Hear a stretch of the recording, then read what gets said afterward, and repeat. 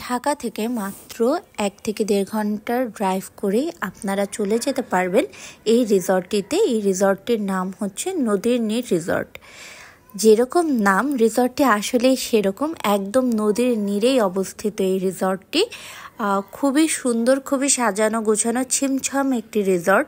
একদম মানিকগঞ্জের কালীগঙ্গা নদীর তীরে এই রিসর্টটি বানানো হয়েছে।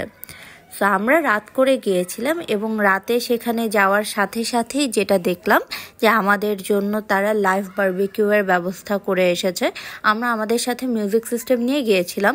সো আমরা মিউজিকের সাথে লাইভ বারবিকিউ এনজয় করি এবং আমরা নিজেরাও ইনফ্যাক্ট বারবিকিউ বানানোতে পার্টিসিপেট করি। তো এই মোমেন্টটা খুবই অসাধারণ ছিল। একদিকে বারবিকিউ হচ্ছিল, একদিকে লাইভ মিউজিক হচ্ছিল। বারবিকিউয়ের সাথে যেটা ছিল সেটা হচ্ছে ওরা খুব মজার একটা সালাদ বানিয়েছিল এবং এই সালাদের সাথে ছিল হচ্ছে গরম গরম পরোটা। আমরা আগে যখন রিসর্টে যাই তার আগে বলে দিয়েছিলাম যে শুধু পরোটা আর যেন বারবিকিউ না থাকে, আমাদেরকে যেন গ্রেভি একটা আইটেমও সার্ভ করা হয়। তো ওরা গ্রেভি আইটেমের মধ্যে আমাদের জন্য বানিয়েছিল একটা আচারি চিকেন। আচারি চিকেনটাও অসম্ভব মজা ছিল।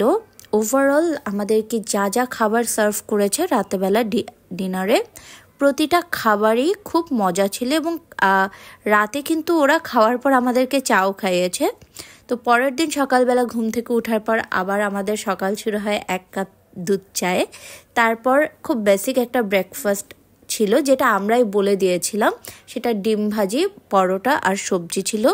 এরপরে আমরা একটু ঘুরতে বের হই এবং বাজারে যেয়ে দুধ চাটা খাই। তো বাজারে গিয়ে আমরা আরও মজার মজার কিছু খাবার এক্সপ্লোর করি, যেমন সেখানকার লোকাল মিষ্টির দোকান থেকে আমরা জিলাপি খাই অ্যান্ড রসগোল্লা খাই। এটা আমার জীবনে খাওয়া one of the best rasgulla, খুবই মজা ছিল।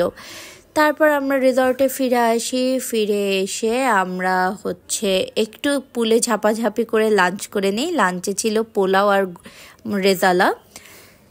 এই রিসর্টের সবচেয়ে বেস্ট পার্ট যেটা ছিল সেটা হচ্ছে এই রিসর্টের ভিউ। মানে ঢাকার আশেপাশে যে রিসর্টগুলো থাকে সেগুলো সব রিসর্টগুলোই একটু গ্রাম সাইডে থাকে, কিন্তু এমন রিসর্ট আসলে পাওয়া যায় না যেটা একদম নদীর পাশেই অবস্থিত। মানে রিসর্টের গেটটা খুললে এটা পুরোটুকি নদী অ্যান্ড ভিউটা খুবই মেসমারাইজিং ছিল। আমাদের মনে হচ্ছিল আমরা এখানে বসে শুধু নদীর দিকে তাকিয়ে থাকি।